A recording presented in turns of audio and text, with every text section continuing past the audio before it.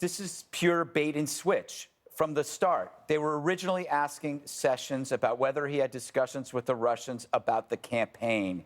He said in that context he did not.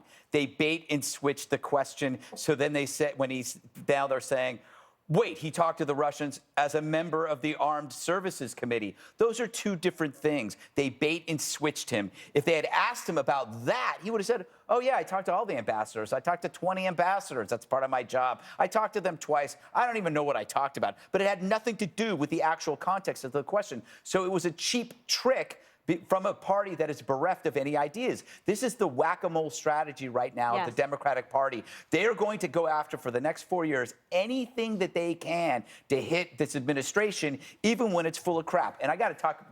What drives me crazy is how riled up the Democrats are over the Russians, considering that President Obama, when Mitt Romney talked about the Russian threat, President Obama said the 80s called. They want their foreign policy back. So apparently it was prehistoric under Obama to distrust the Russians. And now the Russians are evil. And then you think about, OK, think about the 80s, the 70s, and the 60s, when Russia was truly dangerous under the USSR during the Cold War. Where was the left? Where were the Democrats? Where were the liberals?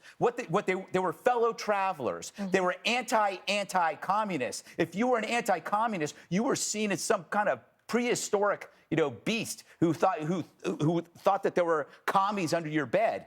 Turned out, we beat them in the Cold War. No thanks to you.